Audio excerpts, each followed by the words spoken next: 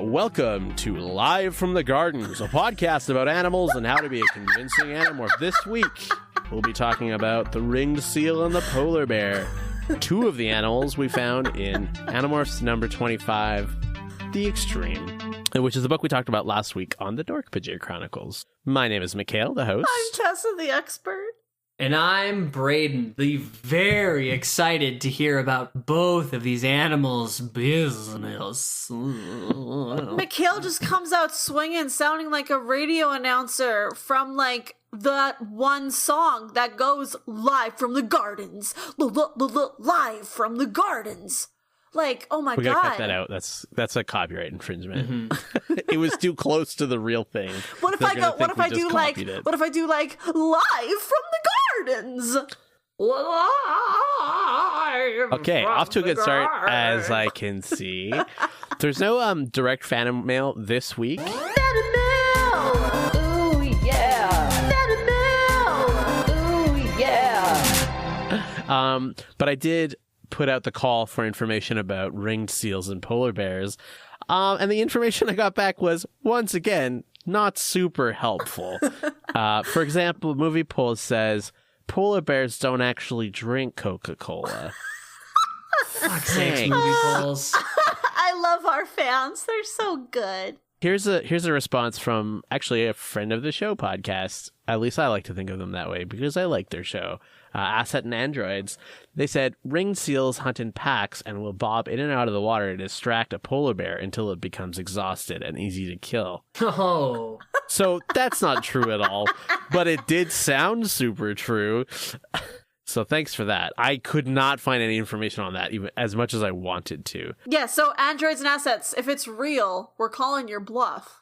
Send us some facts. Some facts. Preferably like some personally captured footage of this incident happening.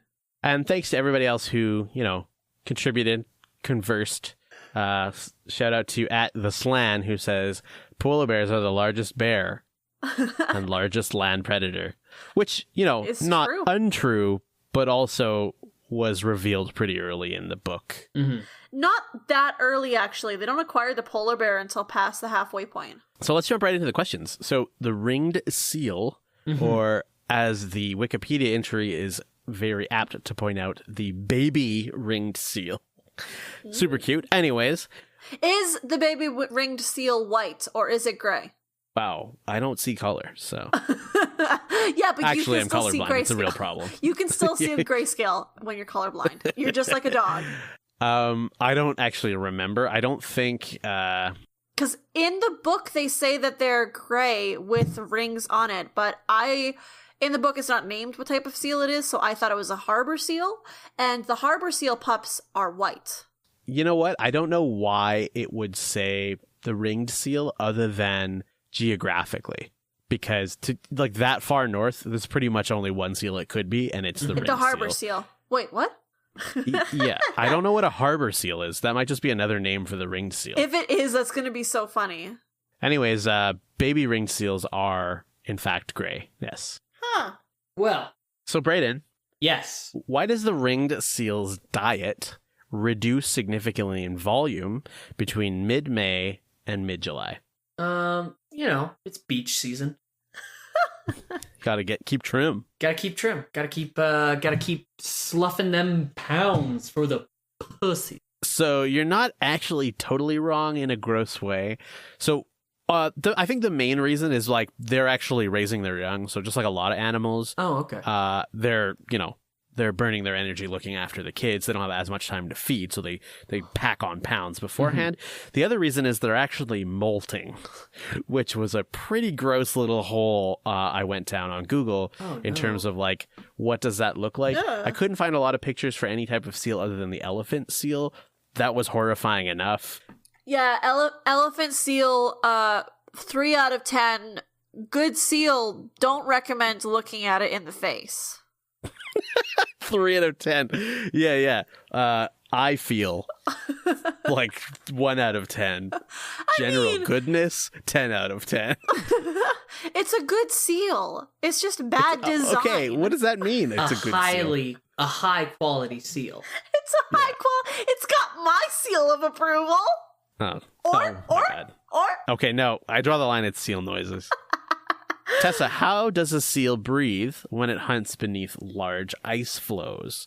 Remember, it's a mammal, so it does breathe air. Yeah, no, I actually had a dream about this where I took after the harbor seal, or the ringed seal, rather, because we're not talking about those bitch harbor seals. Hurt. In the dream, I was just like in a swimming pool swimming, and whenever I exhaled, there was a little bit of air. Like it was kind of like I suddenly blew a straw of air in the water that I could inhale really quick. And that's why I didn't drown in my dream, because my brain wouldn't let me. And harbor seals' lungs are so powerful that they do that. They kind of just like, when they exhale towards the surface, it creates this stream of air that they can then instantly inhale. That's a really cool answer. Yeah. For a pussy seal. The answer for ringed seals is, in fact, the way that they can go so far under an ice floe is that they actually just dig holes through it so that they can come up through that hole and breathe. So they have like really strong front claws, and they can dig through ice. I saw as thick as 6.5 feet thick. Oh my God. Yeah. Pretty good spot also to die at when the polar bear is just like waiting for you to come out, but just breathing through his little seal hole. That's what they call the nostrils on their face also, so I was not wrong. Yeah, that's also the name of Braden's like pay per hour sex dungeon. The seal hole. I thought you were going to talk about his anus is called the seal hole. Listen. And his butt plug is the whole seal. It's not pay by the hour. It's sexual favor by the hour. Oh, 1 per hour? Yep. What if it's just like a sweet kiss on the cheek? Does it have to last an hour? You get thrown out of my dungeon. Okay, so no, Braden owns the dungeon now. I thought he went to the dungeon. I thought that's where all his money went to. I own many dungeons. Oh God, that's why they call him a dungeon master.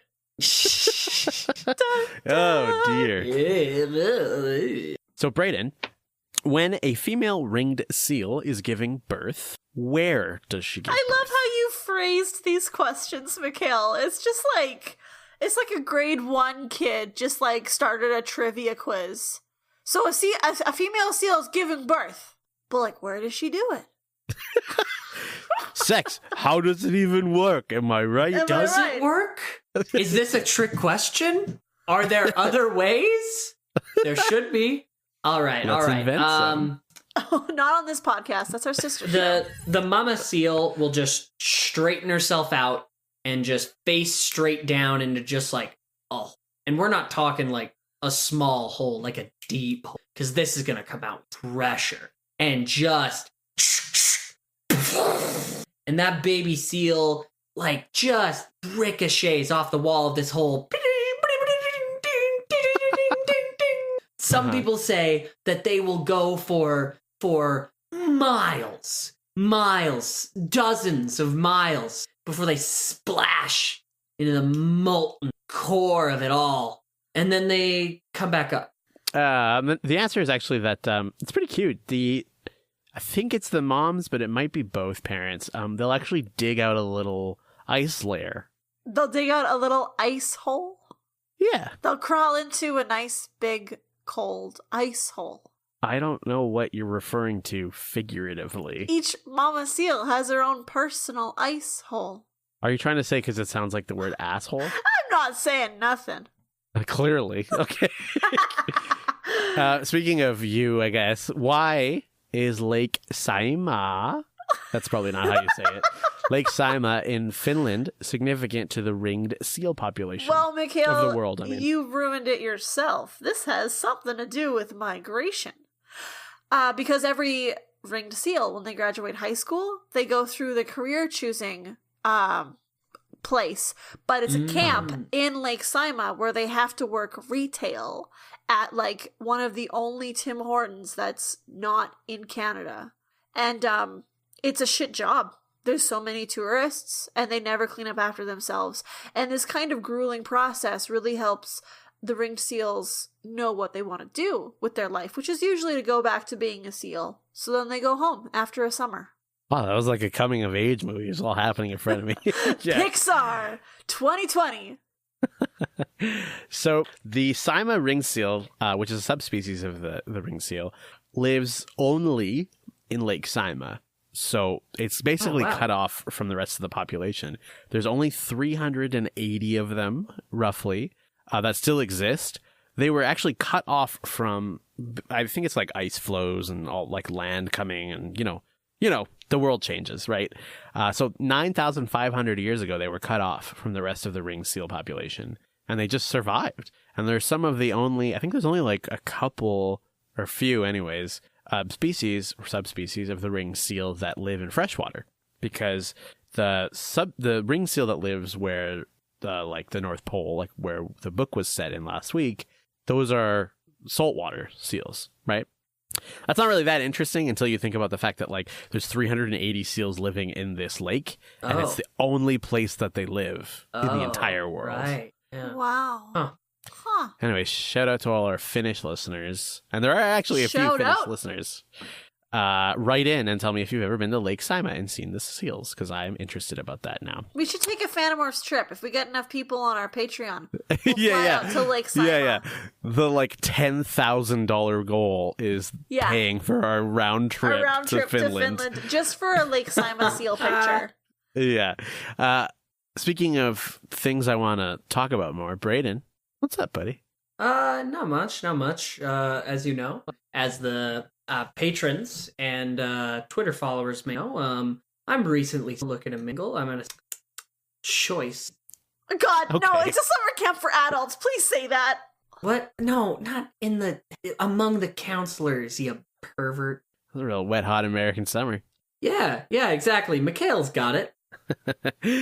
Okay.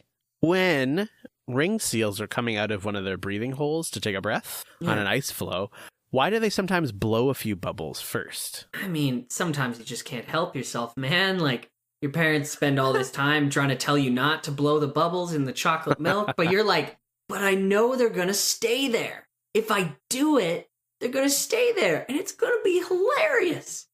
And everybody's gonna think I'm a real funny, cool guy. Yeah, that is what they think. Yeah.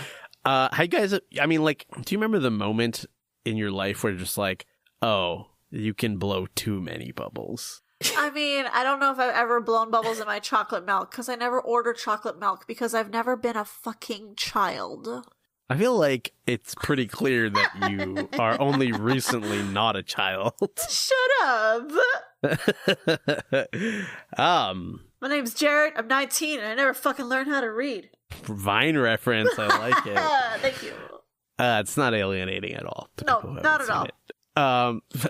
So the real answer, and I actually didn't find this confirmed in a lot of places, so anyone who knows more about this than I do, please give me a shout. But I believe the reason they do it is to sort of see if a polar bear is going to swipe down into the hole and kill them. Oh, cool. Because it creates a little bit of turbulence, and it triggers potentially a polar bear that's waiting there, right? A polar bear that's waiting there, just trying to make a connection in the ice hole of the seal. In the deep, dark ice hole where I'll find the seal. Nice, okay. I couldn't find a whole lot about seal sex, frankly. It doesn't seem like there's that much. I mean, like, they just gotta kind of, like, roll their little log bodies into each other until something happens, right?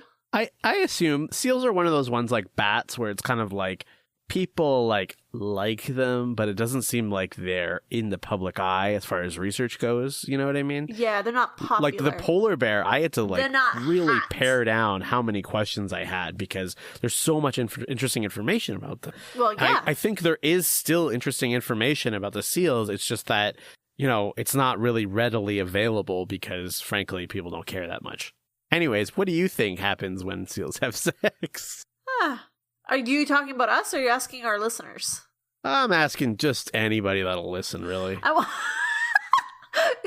Hey, God, are you there?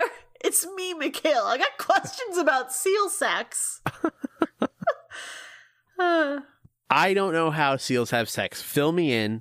If you guys know, readers or listeners or co-hosts, let me know. I could not find any videos, and I searched. Even on, like, the dark web, there wasn't anything, so No, what? I feel The like dark it's web. because seals are the parents of everyone, and no one wants to think about them having sex. No, we love them. We love them too much, and we don't want that in our heads, Mikhail. It's like thinking about your parents. It's all in your heads, though. It's all in your head. It's all in your head. Oh, nice harmony. I like it. Okay, So polar anyways, bear. I honestly, I would be surprised if it's interesting because a lot of these things are not that. It's probably just like mammal sex, yeah. Yeah. We gotta that's get my some guess. good bug morphs in here, Mikhail. Right? All right. Let's move on to the polar bear. Fuck this cutesy shit.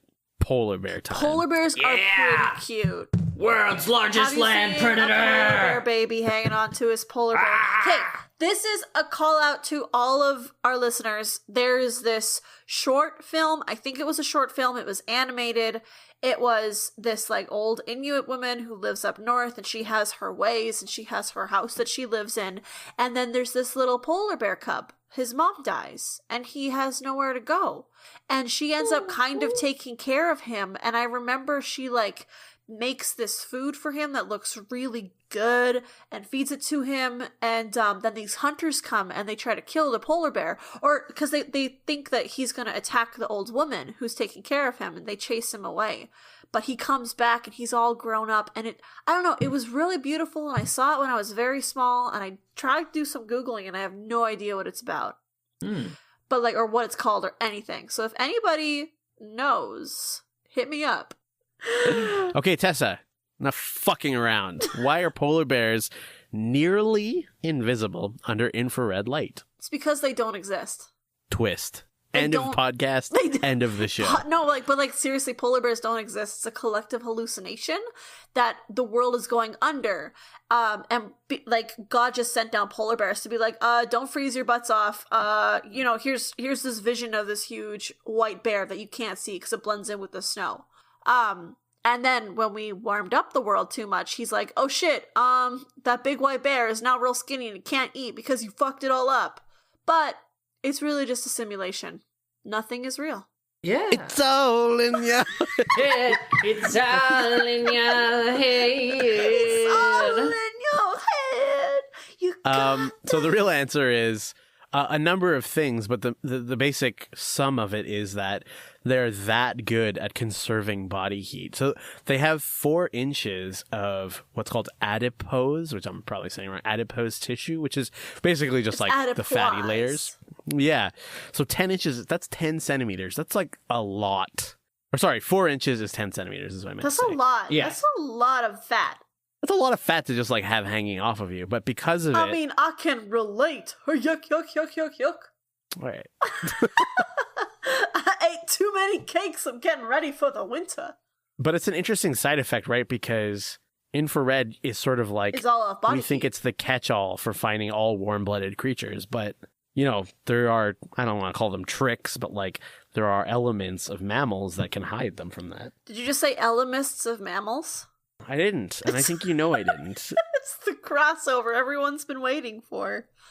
Speaking of hot mammals. Yeah, give me them Braden. mammal facts. Oh, yeah. What's the difference between the way the brown bear hunts versus the way the polar bear hunts? Like prey. Well, the brown bear just punches itself in the face a lot. Just psychs them right the fuck out, Just again and again and again. Like frickin' if hey love. Okay. The polar bear just hunts. It just goes out and with a rifle. And some camo, finds its prey and it shoots it. It's funny because you're not actually like totally wrong. Although the image that you've conjured is that a brown bear like running up to someone and like hitting themselves in the face like, "What, you want a piece of this, huh? Oh, I want a piece of this," and he punches like, "I'm doing it to myself. Oh, that's how I look. I care." Why is the brown bear British now? Yeah. I mean, there's brown bears in England. Jesus Christ, Tessa. Oh, right. Read a I'm so book. sorry. I forgot. I'm so sorry. So the real answer is that brown bears are often much more upfront when they attack, so they'll come right at you. There's really no question that they're attacking you. Yeah. And a lot of times, actually, they'll maul a threat. So I was reading a lot of like human versus bear, not versus, but like human encounters with bears. Mm-hmm. And a lot of times, a brown bear will actually maul like and just leave the body, like not eat it, not do anything with it. Typically, because the only reason it would attack a human is defensively, right? Polar bears, however, they sneak up on their prey. So I think, I don't have it written down here, but I'm pretty sure it's like when they're about 100 feet away, they'll very, very slowly start walking towards the prey. And then when they're about 40 feet away, they'll kind of like, I think they actually crouch down before this point. At 40 feet away, they just like sprint at them. So they're like hiding, and then all of a sudden they pop out of nowhere and sprint at you. They also always kill. I mean, I think there are very, very few cases where they didn't kill the thing that they were attacking. Really? Yeah. Because they're that good at killing. Well, the part of the thing is, like, polar bears are almost entirely carnivorous. And do you guys remember when we did the grizzly bear episode? Yeah, no, those boys eat berries and all kinds of shit. And, like, roots and stuff. Like, 70% or something of their diet is roots. Right? Polar bears don't really have that luxury. For one thing, there just isn't a lot of plant life around. And another thing, they just evolved to eat more fat than plant life. Good meat. Yeah. So, anyways, I thought that was kind of interesting. Like, just the idea that if you see a polar bear, don't pretend to be dead. Like, make noise. Try to scare it off. I mean, I feel like if you see a polar bear, you kind of just gotta accept fate. You're like, well, fuck. Oh, that reminds me. We got a really good little piece of info in the patron Discord. I think it was Anyanka was telling us about. Yeah. So in Norway, Svalbard, I'm sure I'm saying that wrong, but it's apparently required that you bring something that can scare off polar bears. So obviously when you like leave the towns and camps and stuff. Mm-hmm. So they actually very much encourage you carrying guns. Apparently also the gun laws in Norway are pretty strict typically. Like they don't really let you have guns normally. So Anyanka was telling us how like that's even more important because if they're actually actively telling you to carry guns, that means it's pretty fucking serious. Well, it's places in Manitoba, I know I've heard, where it's required that you just leave your car door unlocked all the time in case a polar bear wanders through. Well, in case a polar bear wanders through town and needs to hitch a ride. Oh, the polar bear can drive. No, but it's actually because like if you see a polar bear, jump into a car, and then you're safe from the polar bear. Because a polar bear is strong, but it's not quite as strong as a T-Rex. I mean, you right. Yeah. Not wrong there. Tessa, yeah. Since almost all the freshwater in polar bear territory is locked in snow or salt, like saline water, how does the polar bear get water? Can't drink salt water. Well, no, but it can drink its own water. Some Bear Grylls act. It does. I was going to say Bear Grylls too. It just kind of lies down on its back.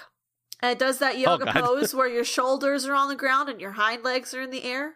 Uh-huh. And then it kind of just like pees in its own open mouth. It's a closed system, see? Like polar bears don't show up on infrared because they conserve body heat. They conserve a bunch of other stuff too. Like when a polar bear is born, it drinks 1 tablespoon of water from snow that its mother has melted for it, and then it's good for the rest of its life. It just cycles it back and back and back. And that's why most polar bears die because of toxin overload, because they're not actually peeing out all of the like toxic buildup that their bladder has taken out of their blood system. Yeah, I can attest to that, actually. Their kidneys, rather. Their bladder just holds the toxins.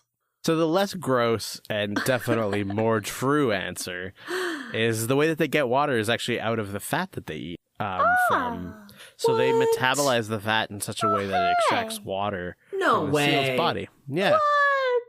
That's really keep in mind, it's not just fat in the sense that like butter is fat. It's fat and other things. Right? It's true fat. Yeah.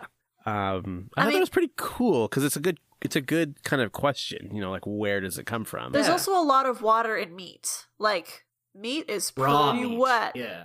Well, cats, if you guys remember, cats don't actually need to drink. Mm-hmm. No. They just get enough water from the things that they eat. Unless you feed your cat like a dry food diet, then it should definitely drink water. I meant more like wildcats. You should definitely give your cat water. I mean, don't come to us for pet advice. That's not this kind of show.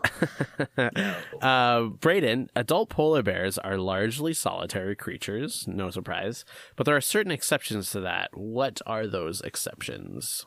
Or even just name one exception.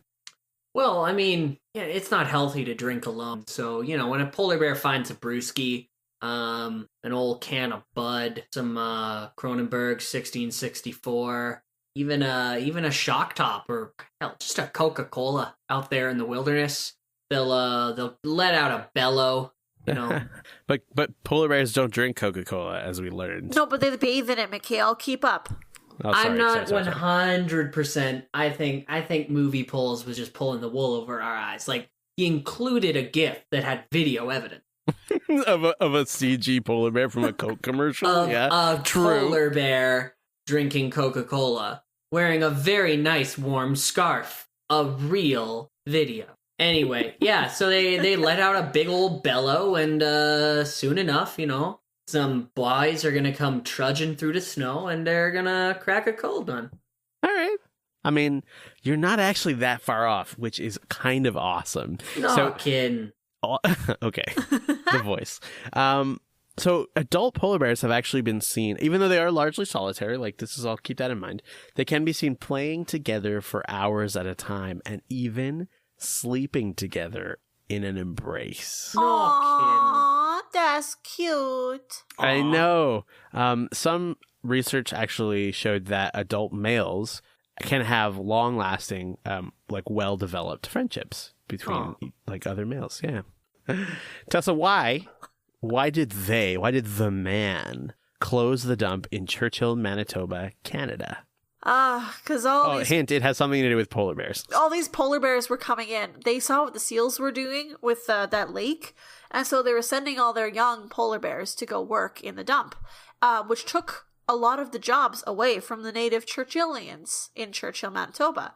And the mayor was just like, all right, well, I don't want to discriminate against polar bears and say no polar bears can work here, even though clearly they're taking away all of the jobs from the Churchillians. So they just closed the dump. And now Churchill is a ghost town because there's no work. It's just empty houses and unlocked cars as far as the eye can see. Unlocked cars, yeah. So just to be clear, so for anyone who doesn't know where Churchill, Manitoba is, like me, it's on Hudson Bay. It's pretty far north. It's really cold. Yeah. It's kind of like the northeastern tip of Manitoba, which is right in the sort of bottom, or I guess southwestern edge of Hudson Bay. Look it up. And Read it's a book, known for sake. being very polar bear-y. Well, there are polar bears that go... In fact, there are polar bears that go all the way to Newfoundland, which I didn't know. Wow. Yeah.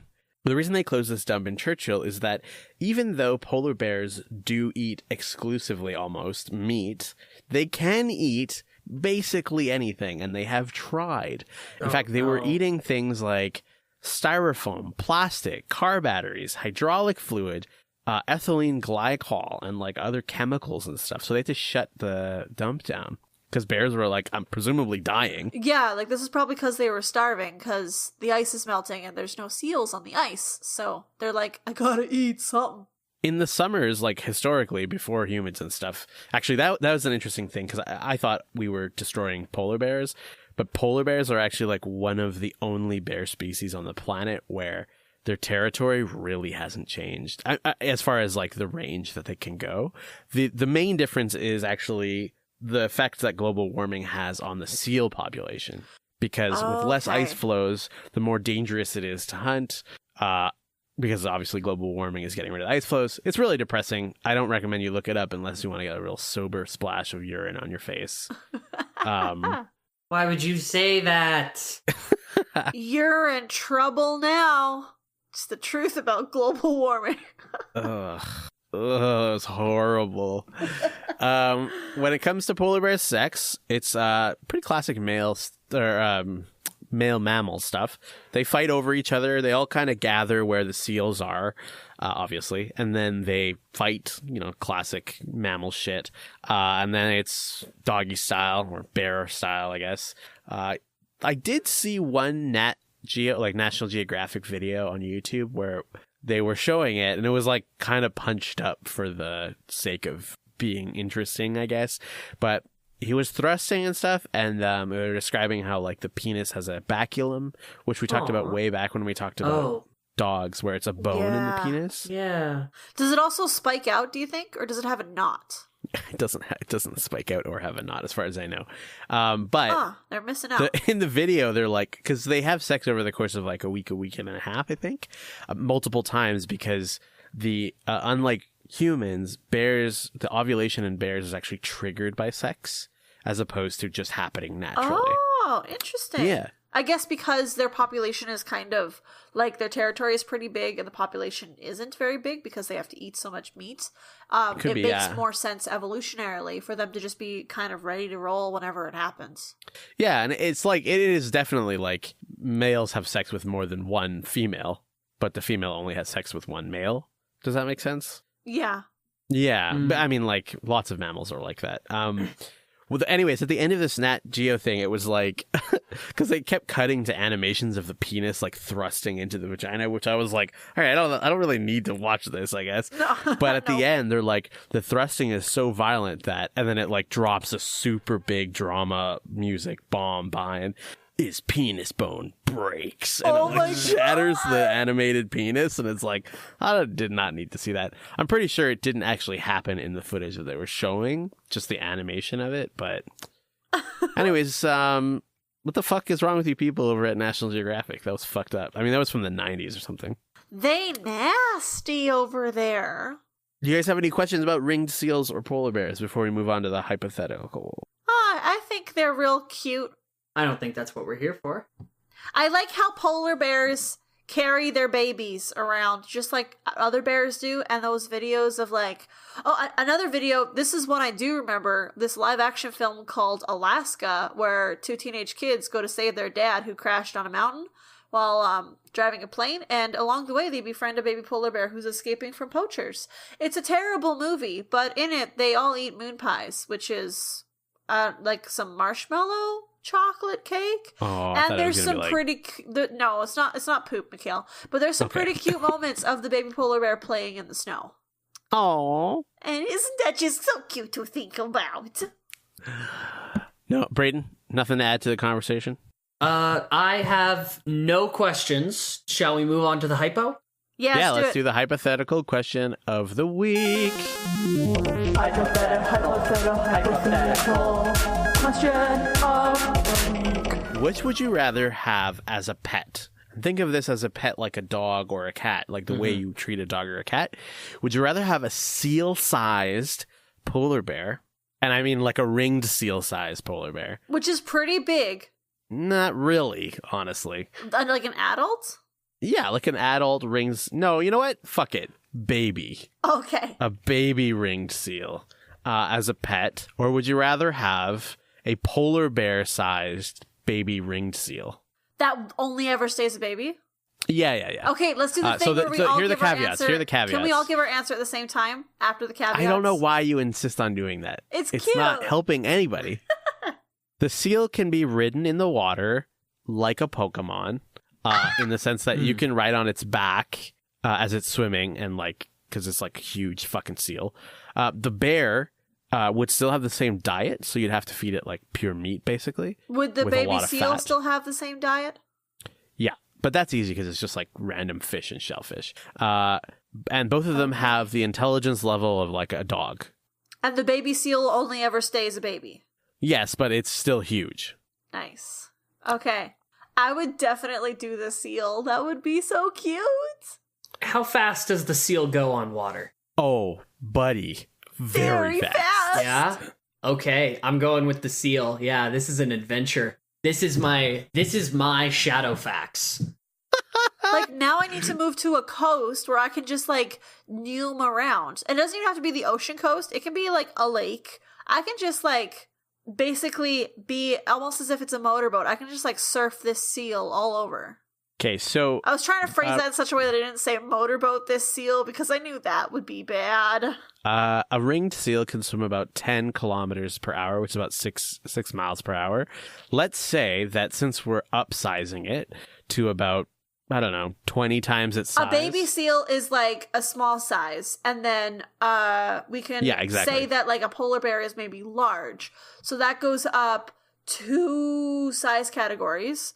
Well, I'm doing the rules, triple so we're not doing speed, that. Right? We're doing my thing, which is I'm just going off math. of 5th edition, dude. Math, baby. Yeah, 5th edition is for children. I'm doing You're on 1st edition, which is real math. Oh, God. Okay. 10 kilometers times 200, which is roughly the size difference, is 2,000 kilometers an hour. That's not realistic. Not a bit. No, let's do its top speed is 200 kilometers an hour, which is pretty fucking fast. Insanely fast. Top speed. It doesn't have to go that fast. Like, tie a rope around his neck or get him to hold onto the rope, and you can literally jet ski behind him. Yeah. Yeah. I'd love to ski some jets, baby. So you guys are both doing that? Yeah. Are you going to do like what you normally do and pick opposite from us? Yeah, but not because I'm being, controversial. I've also been silently doing the math of the actual size difference between a polar bear and a baby ringed seal, and it is roughly 9 times bigger. Nice. So that would be 90 kilometers an hour. Which is still real fast. Yeah. Fast enough to jet ski. That's as fast as my car can get. Your car can only go 90? Oofda. Well, not maximum, but like, Yeah, I getcha. I would probably pick the polar bear, and here's the real reason. I don't love the water. Do you know what I mean? And the concept of like spending that much time just because I have this insanely high maintenance thing, it's just like not enough of a payoff. What would be cool is to have this like guard dog that is way more intense than a dog could ever be. It's true. And like feeding a seal that size would be so difficult. It has the loyalty of a dog, so it's not going to attack me like a normal polar bear would. The only thing that might be a problem is the whole like it never attacks just to make a point. It always attacks to kill and eat. That could be a problem. That could be a problem, yeah. Yeah. But think about how fucking badass it would look to just have a polar bear on a leash. And it would look a little bit like a polar bear cub, so everybody would think you are adorable. The only problem is I'd have to live in like Svalbard or something, because pretty sure I read that polar bears overheat to the point of exhaustion at like 10 degrees Celsius, which is like 50 Fahrenheit. Whoa. Which is, yeah. Pretty even where we live, temperate. it's not that cold all the time. Even where we live in the South Pole. Yes. Deep, deep beneath the ice. We got our own little ice holes. Stop saying that. Fuck.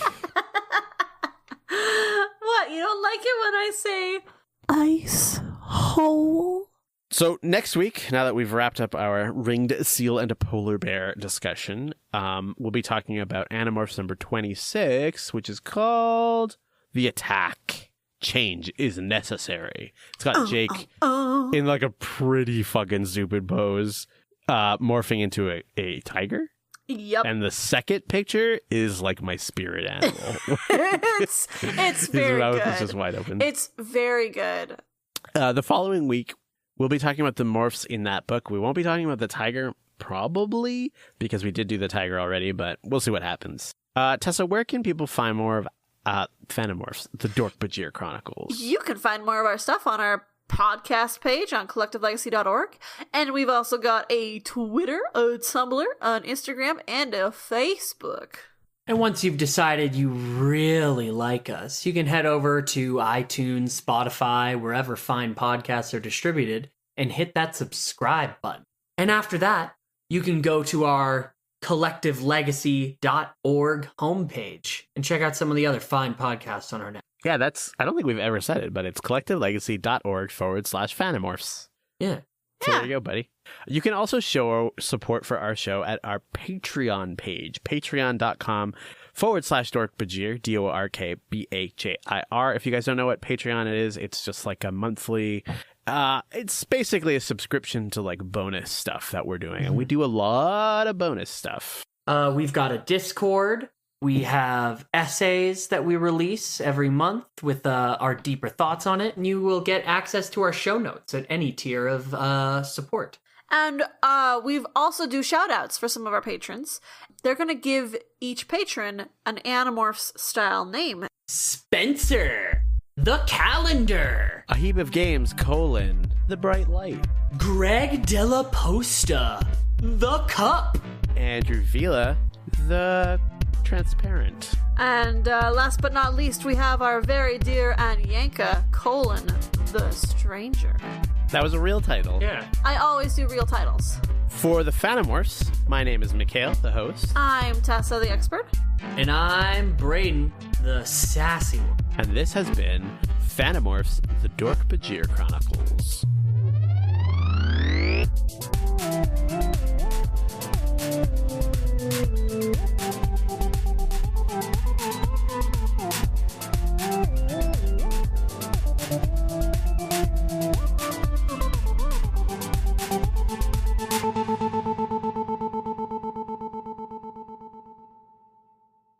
Are you tired of sitting in silence, staring at walls? Do your ears yearn for something more than the sound of your life passing you by? Try Inadmissible, a podcast designed by a leading team of experts in the field of excitementology and non-boringness. On Inadmissible, you'll hear Quinn and Mikhail, two of our bleeding-edge analysts, break down and rebuild the worst ads you've ever had the misfortune to experience. Listen in as they tear apart lackluster emotional tactics. Gather round as they explain why you shouldn't make your product look like a steaming pile of garbage.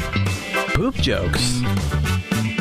All this and more on Inadmissible, a podcast about terrible advertising. For more details, visit collectivelegacy.org. Inadmissible should not be consumed if you are easily offended or your tolerance for immaturity is lower than that of a 6-year-old child. Inadmissible may cause fits of laughter so intense your lungs may suffer from burst blood vessels. Consult your doctor before listening to Inadmissible. Inadmissible, a podcast about terrible ads.